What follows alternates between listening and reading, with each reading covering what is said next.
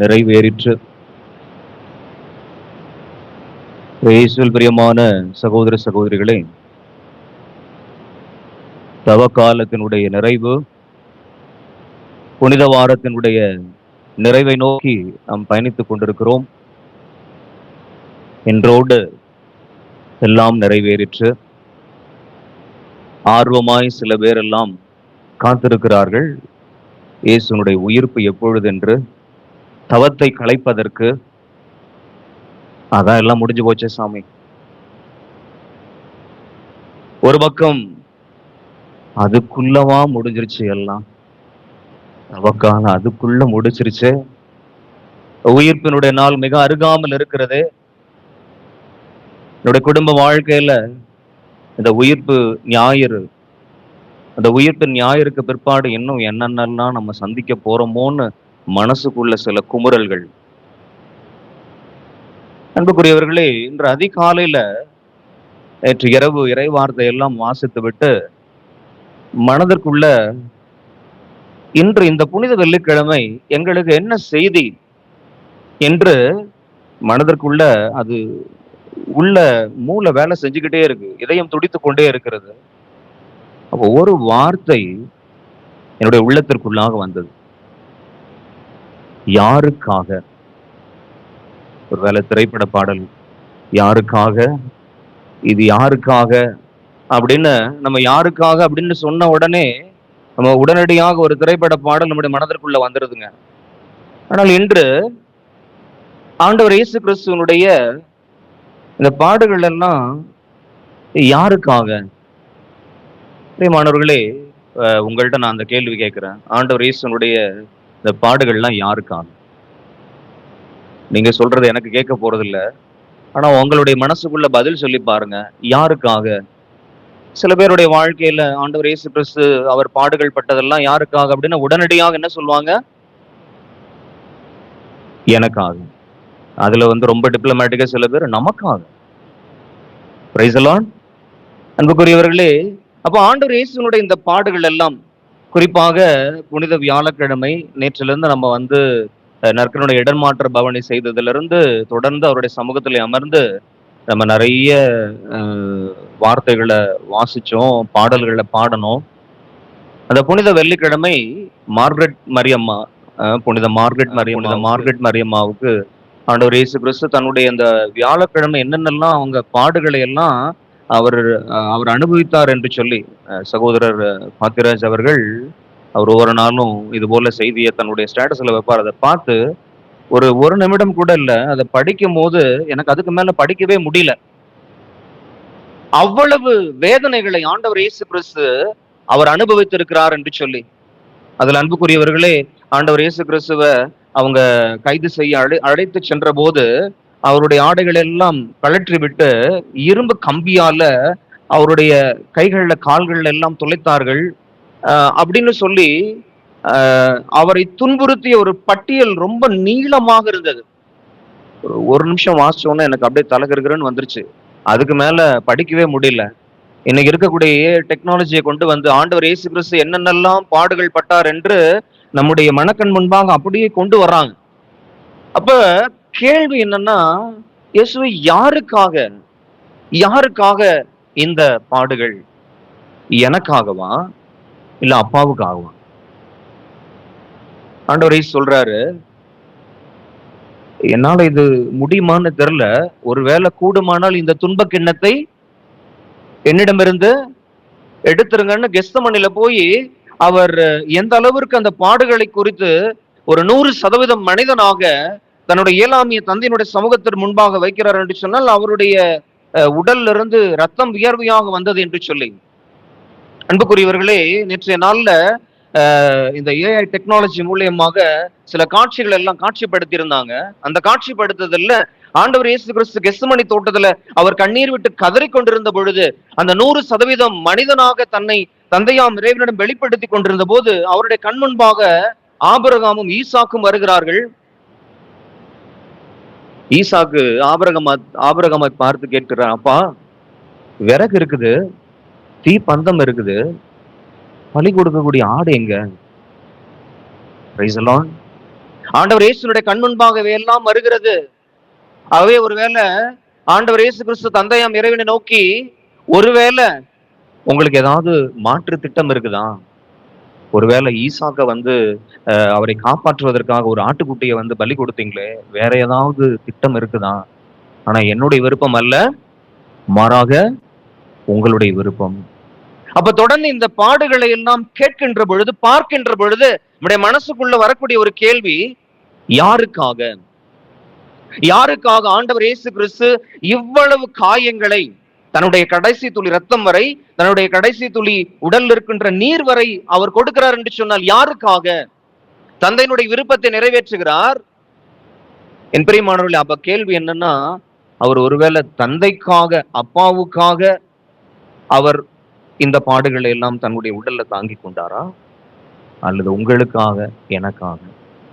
பிரியமானவர்களே, இந்த நாளுடைய இறை வார்த்தையில நம்ம வாசிச்சோம். எசாயா புத்தகம் 53வது அதிகாரம். தொடர்ந்து இந்த வார்த்தைகளை தான் நிறைய முறை இந்த வழிபாட்டில் நம்ம கேட்டுக்கிட்டே இருந்தோம். எசாயா புத்தகம் 53வது அதிகாரம் இறை வார்த்தை 5வது இறை வார்த்தை மிக அழகாக சொல்கிறது. யாருக்காக இந்த பாடுகள், இந்த துக்கங்கள், இந்த வேதனைகள்லாம் அப்படின்னு சொல்லும் போது, இறைவாக்கினர் எசாயா வழியாக ஆண்டவர் ஒரு அருமையான ஒரு செய்தியை கொடுக்கிறாரு. எசாயா 53வது அதிகாரம் 5வது வசனம், Isaiah, book of Isaiah chapter 53 verse 5. அவரோ நம் குற்றங்களுக்காக காயமடைந்தார். Praise the Lord. அப்படியே மனசுல வச்சு உங்களுடைய கை அப்படி மார்போடு அணைத்து வைத்துக் கொண்டு சொல்லுங்க, இயேசுவே, என்னுடைய குற்றங்களுக்காக நீர் காயப்பட்டீர். ஒரு முறை கூட சத்தமா சொல்லுமா, இயேசுவே, என்னுடைய குற்றங்களுக்காக நீர் காயப்பட்டீர். இயேசுவே, என்னுடைய பாவங்களுக்காக நீர் காயப்பட்டீர். அடுத்த வசனம் சொல்கிறதுங்க, நம்முடைய தீ செயல்களுக்காக அவர் நொறுக்கப்பட்டார். பாருங்க அன்புக்குரிய சகோதர சகோதரிகளே, ஆண்டவருடைய வார்த்தை சொல்கிறது, அப்படியே மார்போடு கையை வச்சு சொல்லுவோமா, இயேசுவே, என்னுடைய தீய செயல்களுக்காக நீர் நொறுக்கப்பட்டீர். இயேசுவே, என்னுடைய தீய செயல்களுக்காக நீர் நொறுக்கப்பட்டீர். பலாயிரம் ஆண்டுகளுக்கு முன்பாக இறைவாக்கினர் எசாயா வழியாக ஒரு அருமையான செய்தியை, ஒருவேளை தந்தையாம் இறைவனுடைய திட்டத்தை நிறைவேற்றுவதற்காக ஆண்டவர் இயேசு கிறிஸ்து இன்னைக்கு பாடுகளை தன்னுடைய உடல் உள்ள ஆன்மாவில் ஏற்றுக்கொண்டார் என்று சொன்னால், அது யாருக்காக என்று சொன்னால், அது உங்களுக்காக, எனக்காக. என் அன்புக்குரியவர்களே, ஆகவேதான் ஒரு பாடல் மிக அழகாக, எனக்காகத்தானே இந்த பாடுகள், என்னாலேதானே இந்த காயங்கள். பாடுவோமா? எனக்காகத்தானே இந்த பாடுகள், என்னாலேதானே இந்த காயங்கள்.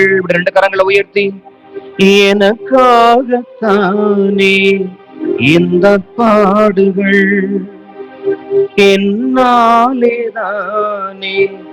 இந்த காயங்கள், எனக்காகத்தானே இந்த பாடுகள், என்னாலேதானே இந்த காயங்கள்.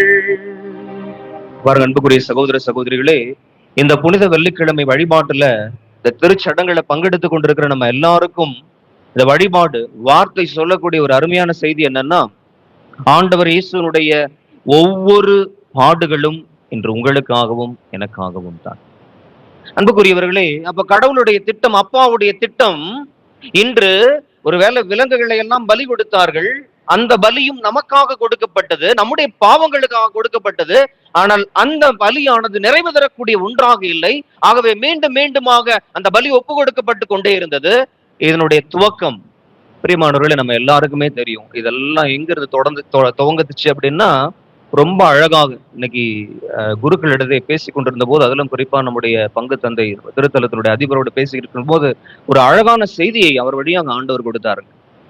இதெல்லாம் ஏன் என்று நம்ம பரிசோதனை செய்து பார்க்கின்ற பொழுது, அன்புக்குரிய சகோதர சகோதரிகளே, இவையெல்லாம் கீழ்ப்படிதலினாலே விளைந்த காரியங்கள். ஒரே ஒரு மனிதன் ஆண்டவருடைய வார்த்தைக்கு கீழ்ப்படியாததுனால இன்னைக்கு உலகத்துல சாவு வந்தது போல ஒரு மனிதனுடைய கீழ்ப்படிதலினாலே வாழ்வு கிடைத்தது என்று சொல்லி பவுலடியார் ரோமர்கள் இது திருமுகத்துல அவர் மிக அழகாக சொல்லி கொடுக்கிறார். அப்ப இதெல்லாம் எங்கிருந்து துவங்கியது என்று சொன்னால் கீழ்ப்படியாமை, ஒபீடியன்ஸ் இல்லை நம்முடைய வாழ்க்கையில. ஒரு வாரத்துக்கு முன்னாடி அன்புக்குரிய சகோதர சகோதரிகளை நீங்க எல்லாம் கவனிச்சிருப்பீங்கன்னு நினைக்கிற செய்தியில எல்லா வலைதளங்கள்ல சமூக வலைதளங்கள்லாம் இருந்துச்சு. இப்போ அப்பா அம்மாவுக்கு எல்லாம் கட்டாயம் இந்த செய்தியை கொஞ்சம் அப்படியே கொஞ்சம் மனங்கள்ல வைத்துக் கொள்ளுங்கள். ஏனென்றால் இப்போ பள்ளிக்கூடங்கள் விடுமுறை இன்னும் ஒரு கொஞ்ச நாள் ஆரம்பிச்சிருவாங்கன்னு நினைக்கிறேன். சில பேருக்குலாம் விடுமுறை. உங்களுடைய குழந்தை செல்வங்களுக்கெல்லாம் சேஃபான ஜோன் என்னன்னா விடுமுறை விவிலிய பள்ளி, நம்முடைய ஆலயம், ஆலயம் சார்ந்த காரியங்கள். ஏன்னா வீட்டுல உங்க குழந்தைங்களை வச்சுக்கிட்டு சில பெற்றோர்கள்லாம், சாமி அடக்க முடியல சாமி, சொல்ற பேச்சே கேட்கவே மாட்டான் சாமி, கொஞ்சம் கூட அடங்குறதே இல்லை சாமி, எதை செய்ய வேணான்னு சொல்றோமோ அதைத்தான் செய்யறாங்க சாமி. ஒருவேளை அன்புக்குரியவர்களே, இது ஒருவேளை அந்த ரேஷியோ அடிப்படையில கொஞ்சம் குறைஞ்சிருந்தாலும் கூட நடக்கக்கூடிய நிகழ்வுகள் எல்லாம் தொடர்ந்து சொல்லிக்கொண்டே இருக்கிறது. ஒரு வாரத்துக்கு முன்னாடி என்ன செய்தி வந்துச்சுன்னா, நண்பர்கள் எல்லாம் கிணத்துக்கு போய் குளிக்க போயிருக்கிறாங்க. மேல இருந்து ஒரு சகோதரன் அவன் குதிச்சிருக்கான் கிணத்துல. ஒரு ஏறக்குறைய ஒரு 7ஆம் 8ஆம் வகுப்பு 9ஆம் வகுப்பு படிக்கிற மாணவன் தான் நினைக்கிறான். பிரியமான சகோதர சகோதரிகளே, குதிச்சவன் தண்ணிக்குள்ள போனவன் திரும்பி மேல வரவே இல்லை. நீங்க பாருங்க அன்புக்குரிய சகோதர சகோதரிகளே, இன்னைக்கு நிறைய குடும்பங்கள்ல நிறைய பெற்றோர்கள், நிறைய உறவுகள் நம்ம பரிசோதனை செஞ்சு பார்ப்போம். நாமெல்லாம் இன்னைக்கு இந்த நிலையில் ஆசீர்வாதமாக இருக்கிறோம் என்று சொன்னால், எங்க அப்பா அம்மா சொன்ன பேச்சை நான் கேட்டேன், அவங்களுக்கு நான் கீழ்ப்படிதல் உள்ளவனாக இருந்தேன். என்னுடைய தாத்தா பாட்டியினுடைய அந்த பேச்சை நான் கேட்டேன், கீழ்ப்படிதல் உள்ளவனா இருந்தேன். சில நேரங்கள் என்ன கண்டித்தார்கள், நிறைய அடியெல்லாம் வாங்கியிருக்கேன், நிறைய குறும்பெல்லாம் பண்ணியிருக்கேன் அப்படின்னு நிறைய பேர் சொல்லியிருக்காங்க. இந்த நிலைக்கு நான் வந்திருக்கிறேன் என்று சொன்னால் எங்க அப்பா அம்மாவுடைய பேச்சை கேட்டதுனாலதான். சில குடும்பங்கள்ல சில கணவன்மார்கள்லாம் சொல்லுவாங்க, என் மனைவி பேச்சை கேட்டதுனாலதான் என்னுடைய வாழ்வுல நான் இவ்வளவு ஆசீர்வாதமாக இருக்கிறேன். சில மனைவிமார்கள் சொல்வார்கள், என் கணவனுடைய பேச்சை கேட்டதுனாலதான் நான் இன்னைக்கு ஆசீர்வாதமாக இருக்கிறேன். பாருங்க அன்புக்குரியவர்கள், இன்னைக்கு குடும்பத்தில் இருக்கிற சில பெரியவர்களுடைய அந்த ஞானமிக்க ஆலோசனையை கேட்டதுனாலதான் குடும்பங்கள் இன்னைக்கு பிரியாமல் இருக்கிறது. ஆனால் இன்னைக்கு நிறைய குடும்பங்கள் அன்புக்குரியவர்களே கீழ்ப்படிதல் இல்லாததுனால நிறைய கஷ்டங்கள், நிறைய துன்பங்கள், நிறைய உயிரிழப்புகள். இன்னைக்கு ஏறக்குறைய நானும் ஒரு வாரமா உங்களோட கூட பயணிக்கிறேன். ஒருவேளை நான் சொல்றது உங்களை காயப்படுத்துமான்னு எனக்கு தெரியல, யாரையும் காயப்படுத்தணும்னு நான் சொல்லல. ஆனால் நான் பார்த்த என்னுடைய அந்த அனுபவங்களை சொல்றேன்.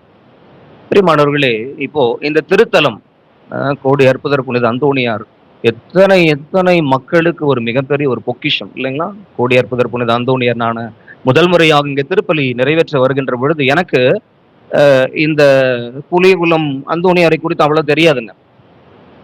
ஆனால் இறைமக்களாகி நீங்கள் சொல்வதை நான் கேட்டிருக்கிறேன். என்னன்னா, ஃபாதர் கோயம்புத்தூர்ல புலிகுளம் அந்தோணியார் அவ்வளவு வல்லமையான ஒரு பரிந்துரையை பெற்றுக் கொடுக்கக்கூடியவர்.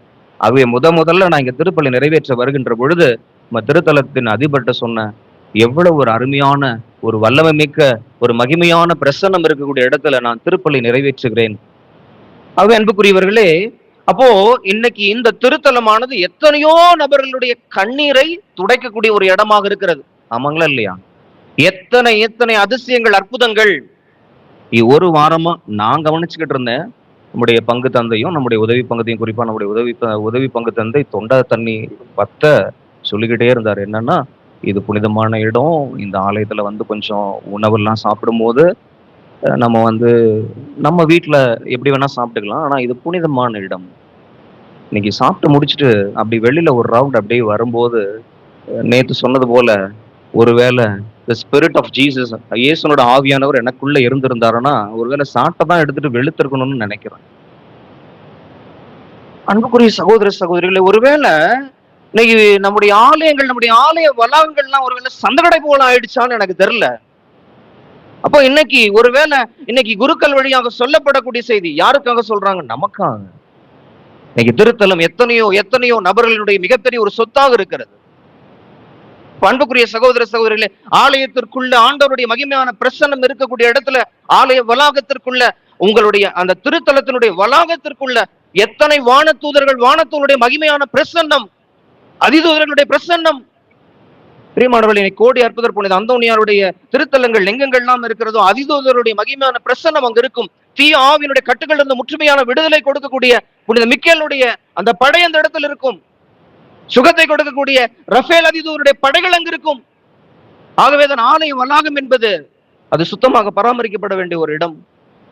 அப்ப அன்புக்குரிய சகோதர சகோதரிகளே, இப்போ இந்த கீழ்ப்படிதல் அப்படின்னு சொல்றது ஒருவேளை நம்முடைய திருத்தலத்திலிருந்து, நம்முடைய பங்கு ஆலயத்திலிருந்து, நம்முடைய குடும்பத்திலிருந்து, கணவன் மனைவியிலிருந்து, நம்முடைய குழந்தை செல்வங்கள்டிருந்து எல்லாரிடத்திலுமாக வரக்கூடிய ஒரு காரியம். அன்புக்குரிய சகோதர சகோதரிகளே, என்னுடைய பிரேயர் டீம்ல சில நேரங்கள்ல இத்தனை வருடமாக என்னோட கூட பயணித்துக் கொண்டிருக்கக்கூடிய நபர்கள்ல என்னென்ன மனித பலவீனம், சில நேரங்கள்ல நம்ம சொல்றத கேட்பாங்க, ஆனா சொல்றதெல்லாம் கேட்க மாட்டாங்க. Price the Lord. சொல்ற பேச்சு கேட்பாங்க, ஆனா சொல்றதெல்லாம் கேட்க மாட்டாங்க. அப்ப சொல்றதெல்லாம் கேட்கணும்னு நீங்க நினைக்கிறீங்களா? அன்புக்குரிய சகோதர சகோதரிகளே, நான் சொல்லக்கூடிய காரியம் என்ன தெரியுங்களா?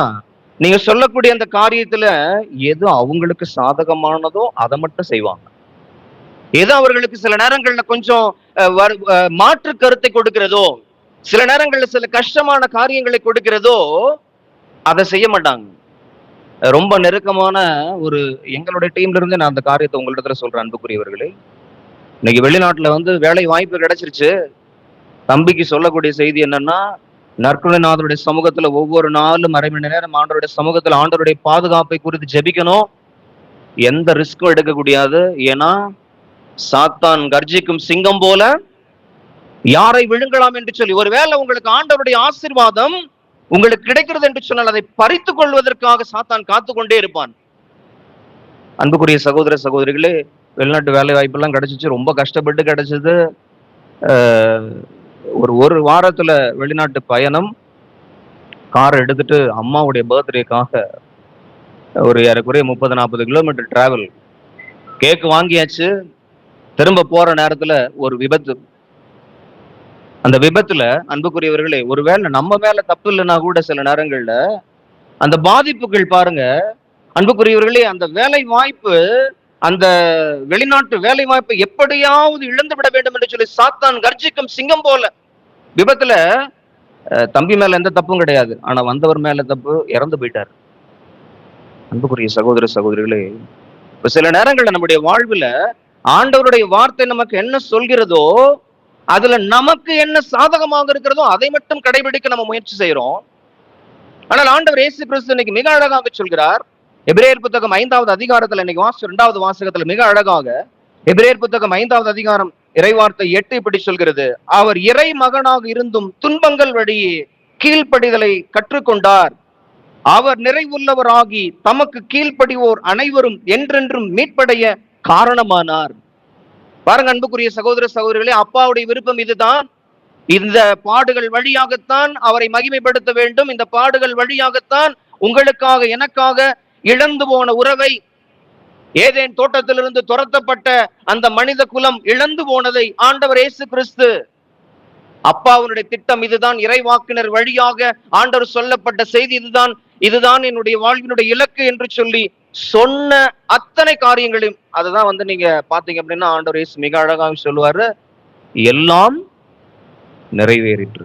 ஒன்று கூட தனக்கு சாதகமாக, ஆனா இதை மட்டும்தான் நான் கேட்பேன், இதை மட்டும்தான் செய்வேன், என்னுடைய விருப்பத்தின்படி இதை மட்டும்தான் நான் செய்வேன் என்று அல்ல. அப்பா வழியாக என்னென்ன காரியங்கள் சொல்லப்பட்டதோ எல்லாவற்றையும் செய்து எல்லாம் நிறைவேறிற்று என்று சொல்லி ஆண்டவர் இயேசு கிறிஸ்து இன்று எனக்கும் உங்களுக்கும் மனிதனாக 100% மனிதனாக நமக்கு அவர் முன்னுதாரணமாக இருக்கின்றார்.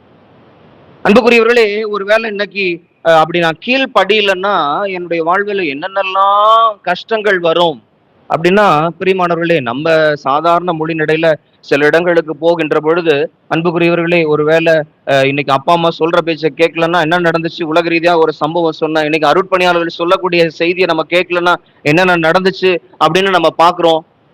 அன்புக்குரியவர்களே, இந்த கீழ்ப்படியில என்னுடைய வாழ்க்கையில நான் கீழ்ப்படியலைன்னா என்னென்ன சாபங்கள், எவ்வளவு சாபங்கள் இருக்கிறது என்று இணைச்சட்ட புத்தகத்துல 28வது அதிகாரத்துல இறைவார்த்தை 15 ஒரு பெரிய லிஸ்ட் இருக்குதுங்க. நீங்க நகரத்துக்குள்ள போனா அங்கேயும் சாபம், கிராமத்துக்குள்ள போனா அங்கேயும் சாபம். நீங்க விளைச்சல், ஒருவேளை நீங்க என்ன வியாபாரம் செய்தாலும் அந்த விளைச்சல்ல இன்னைக்கு தோல்வி.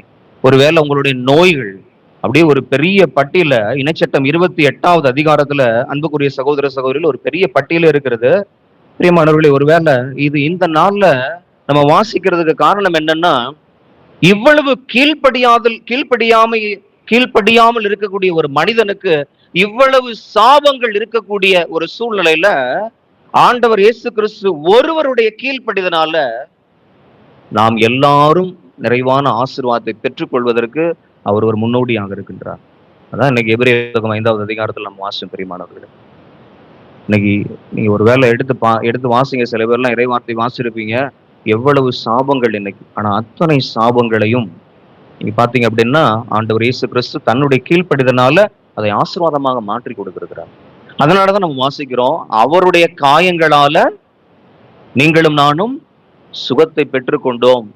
அப்போ ஒருவேளை என்னுடைய வாழ்க்கையில நான் கீழ்ப்படிதல் அப்படின்ற இந்த ஒரு புண்ணியத்துல நான் வாழவில்லை என்று சொன்னால், நாம் சொல்ல வேண்டிய ஒரு காரியம் என்னவென்று சொன்னால், இயேசுவே உம்முடைய இரத்தத்தால் என்னை நீர் கழுவியருளும். இயேசுவே உம்முடைய உடல்ல இருக்கக்கூடிய தழும்புகளால எனக்கு இந்த கீழ்ப்படிதல் என்னும் இந்த புண்ணியத்தை தாரும். எத்தனையோ மனித நிலையிலிருந்து புனித நிலைக்கு உயர்ந்த மனிதர்கள் எல்லாம் நமக்கு கற்றுக் கொடுக்கக்கூடிய பாடம். ஏன் சவுலாக இருந்து பவுலாக மாறக்கூடியவர் நம் ஒவ்வொருவருக்கும் சொல்லக்கூடிய ஒரு காரியம், நிறைய நேரங்கள்ல நான் நினைப்பதுதான் சரி, என்னுடைய முடிவுதான் சரி, யார் சொல்லிருக்கும் நான் கட்டுப்பட மாட்டேன். பிரியமான சகோதர சகோதரிகளே, பவுலுடைய ஒரு வேலை அப்படி கிறிஸ்துவை சார்ந்த எல்லாரையும் அழிக்க வேண்டும் என்று சொல்லி நான் என்று அந்த அகங்காரத்துல வாழ்ந்து கொண்டிருந்த பொழுது, அன்புக்குரியவர்களே, ஆண்டவர் இயேசு கிறிஸ்துவனுடைய அவருடைய அந்த இடையூறு அவருடைய வாழ்வுல அவருடைய எப்படிப்பட்ட மாற்றம் வருகிறது என்று சொன்னால், எனக்கு சாவோ வாழ்வோ இன்பமோ துன்பமோ எதுவுமே என்ன கிறிஸ்துவனுடைய அன்பிலிருந்து பிரிக்கவே முடியாது என்று அவருடைய உடல்ல அவருடைய காயங்கள் வழியாய், அவருடைய தழும்புகள் வழியாய், அவர் பட்ட வேதனைகள் வழியாய் நம்ம எல்லோருக்கும் அவர் முன்மாதிரியாக இருக்கிறார். இந்த நேரத்துல நம்ம கண்களை மூடி கரங்களை குவித்து நம்ம பரிசோதனை செய்து பார்ப்போம். புனித வெள்ளிக்கிழமை ஆண்டவர் இயேசு கிறிஸ்து இன்னைக்கு மிக அழகாக சொல்றார், உனக்காகத்தான், உன் பாவங்களுக்காகத்தான், உன் குற்றங்களுக்காகத்தான் நான் காயப்பட்டேன், நான் நொறுக்கப்பட்டேன். நீ இழந்து போன உரிமையை உனக்கு பெற்றுக் கொடுப்பதற்காகத்தான், அப்பாவுடைய திட்டத்தை நிறைவேற்றுவதற்கு என்னை முற்றிலுமாக ஒப்பு கொடுத்தேன். என்னுடைய கீழ்ப்படிதல் என்னும் இந்த வாழ்க்கை முறையை உனக்கு சொல்லிக் கொடுக்கிறேன். ஆண்டவருடைய வார்த்தை சொல்கிறது, அவர் சாவை ஏற்கின்ற அளவிற்கு, அதுவும் சிலுவை சாவையை ஏற்கின்ற அளவிற்கு அவர் தம்மையே தாழ்த்தி கொண்டார் என்று சொல்லி. நம்முடைய வாழ்க்கையில் இன்னைக்கு அன்புக்குரிய சகோதர சகோதரிகளே, ஒருவேளை நம்முடைய நிகழ்காலத்தில் இருக்கக்கூடிய குழந்தை செல்வங்களுக்கு, வளர் இளம் பருவத்தினருக்கு, இளைஞர்கள், இளம் பெண்களுக்கு, குடும்ப வாழ்வுல இந்த கீழ்ப்படிதல் என்னும் புண்ணியத்தை நாம் கற்றுக் கொடுக்க வேண்டும் என்று சொன்னால், ஆண்டவர் இயேசுனுடைய அந்த காயங்கள், அவர் பட்ட வேதனைகள் நம்முடைய மனக்கண் முன்பாக வர வேண்டும்.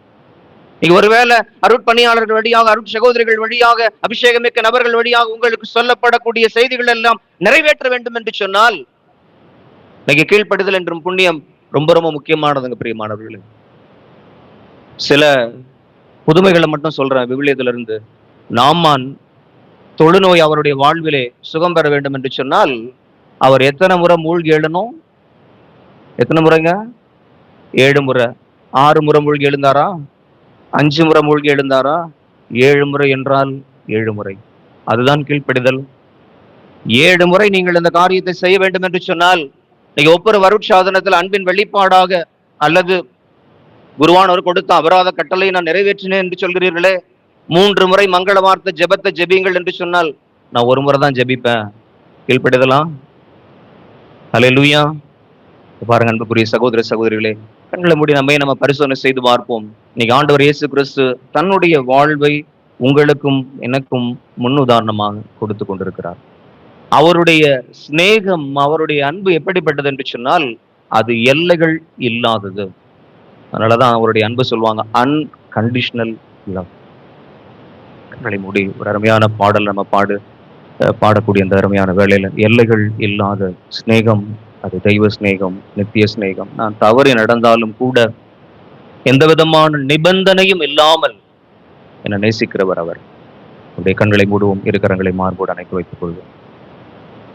ஆண்டவரே, இந்த புனித வெள்ளிக்கிழமையிலிருந்து ஆண்டவர் இயேசு கிறிஸ்து வழியாக நீர் எங்களுக்கு சொல்லித் தரக்கூடிய ஒரு பாடம், எங்களுக்காக ஆனால் உமக்கு கீழ்ப்படிந்து, அவர் காயப்பட்டதும் நொறுக்கப்பட்டதும் எங்களுக்காக ஆனால் உமக்கு கீழ்ப்படிந்து, நாங்களும் அதுபோல எங்களுடைய வாழ்வில் அவரை பின்பற்ற எங்களுக்கு அருள் தாரும் என்று.